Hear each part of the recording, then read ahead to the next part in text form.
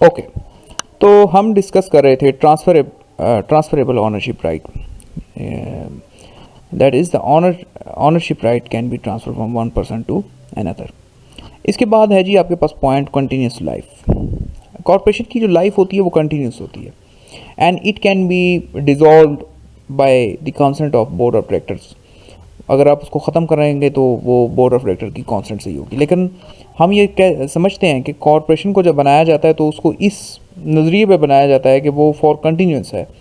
और जैसे कि कोक की एग्जांपल आपके सामने है कि कोक जो है वो कोको कोला 1880 में क्रिएट हुई थी वो कॉरपोरेशन, और तकरीबन अब 150 साल होने वाले हैं कोक को।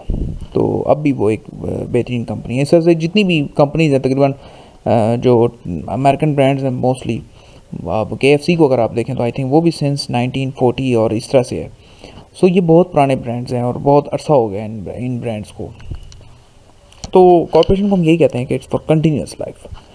और ये इस मकसद के लिए नहीं होती कि ये आज बनी है और 10 साल के बाद या 20 साल के बाद ख़त्म हो जाएगी, नहीं। It will be continuous. सिर्फ इसकी ऑनरशिप चेंज होती रहेगी from one person to another.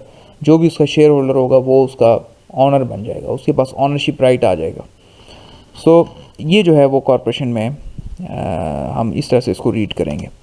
उसके बाद है जी these are the forms of organisation, और ये कुछ करेक्टरिस्टिक्स हैं of sole proprietorship, partnership and corporation. So what are these characteristics? Legal status. Sole proprietorship is not a separate legal entity. Partnership is not a separate legal entity, but corporation is a separate legal entity. उसकी एक ज़ाती legal हैसियत है। मैंने आपको कहा था वो एक आर्टिफिशियल लीगल पर्सन है कॉरपोरेशन। लेकिन यहाँ पे अगर देखा जाए तो बिज़नेस तो वाकई, लेकिन ये जो है बेसिकली इनकी आर्टिफिशियल लीगल हैसियत नहीं बन पाती, क्योंकि यहाँ पर जो एसेट्स हैं that are belong to the owner. Sole proprietorship और पार्टनरशिप बोथ जो हैं इसमें assets are belong to the owner, कि वो जो एसेट्स हैं वो बिल्कुल ऑनर से लिंक कर रहे होते हैं। लेकिन यहाँ पे एसेट्स ऑनर से लिंक नहीं कर रहे होते, बल्कि वो कॉरपोरेशन के होते हैं। जैसे हम बैलेंस शीट बनाते हैं तो उसमें एसेट्स हम मेंशन करते हैं और फिर हम ये बताते हैं कि एसेट्स की फाइनेंस की सोर्स क्या है, डेट है या इक्विटी है। सो कॉरपोरेशन की इस तरीके से हम बिल्डअप कर रहे होते हैं। लेकिन जबकि यहाँ पे हम ये बता रहे, मतलब वो ऑनर्स आर डायरेक्टली जो है वो connected with the assets of the firm. So ये थोड़ा सा डिफरेंस है between the sole proprietorship, partnership and corporations. और उसके बाद ऑनरशिप लाइबिलिटी अनलिमिटेड, इसमें अनलिमिटेड भी हो सकती है, लिमिटेड भी हो सकती है, लेकिन यहाँ पर ऑलमोस्ट लिमिटेड ही होती है लाइबिलिटी कॉरपोरेशंस के अंदर। फिर अकाउंटिंग स्टेटस यहाँ पे सेपरेट नहीं, इन तीनों में सेपरेट आपको अकाउंटिंग स्टेटस तो सबका अलग अलग ही होता है, उसको सेपरेटली आपको मेंटेन करना पड़ता है। So accounting status is separate entity. Separately you have to maintain the accounting status for all of the form of the business. सबके लिए अलग से आपको अकाउंटिंग स्टेटस मेंटेन करना पड़ेगा। टैक्स जो है वो ऑनर की पर्सनल वेल्थ पे लगता है यहाँ पर, और यहाँ पे भी ऑनर्स के पर्सनल टैक्स रिटर्न के ऊपर टैक्स फाइल होता है, लेकिन यहाँ पे कॉरपोरेशन के टैक्स रिटर्न के ऊपर टैक्स फाइल होता है। और दूसरी बात जो है वो शेयर होल्डर वेल्थ के ऊपर लगता है। तो कॉरपोरेशन की जो टैक्स रिटर्न है वो कॉरपोरेशन के होंगे, मतलब एक तो उसकी नेट इनकम पर होगा, इनकम सेल्स पर होगा, और दूसरा उसकी जो है शेयर होल्डर्स वेल्थ के ऊपर होगा। और यहाँ पर ऑनर्स की जो पर्सनल वो अपना टैक्स रिटर्न फाइल कर रहा होगा कि उसके ऊपर कितना, उसकी इनकम के ऊपर कितना टैक्स लगा। इसी तरह से मैनेजमेंट यहाँ पर सिर्फ एक ऑनर है, यहाँ पे पार्टनर्स है, और ये कॉरपोरेशन जो है ये प्रोफेशनल्स को हायर करते हैं।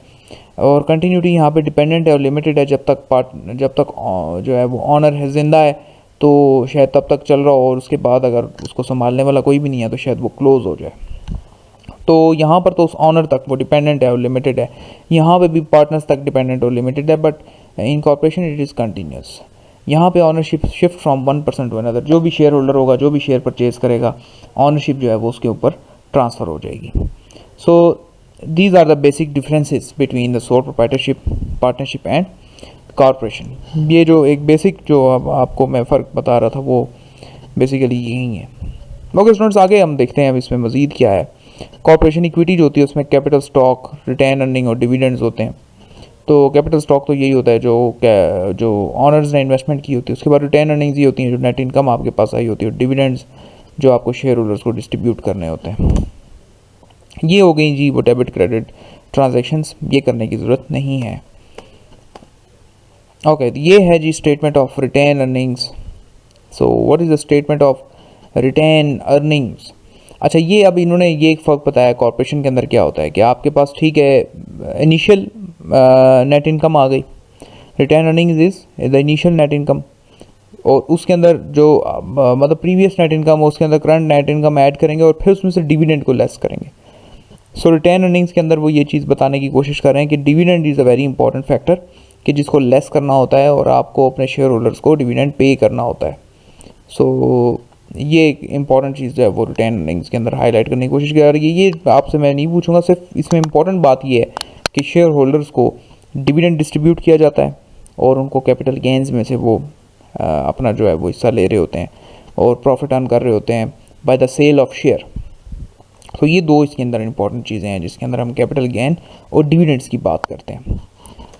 ओके स्टूडेंट्स, तो ये चैप्टर तो ऑलमोस्ट अब आपका कंप्लीट हो चुका है। अब हम चैप्टर नंबर 6 में जो था वो यही जो है वो बेसिक पॉइंट्स थे, जिसमें हम ये कहेंगे जी कि आपकी three forms of business organisations, soul proprietorship, partnership and corporations, और उनके कुछ जो हैं वो डिफरेंसेस हैं छोटे छोटे।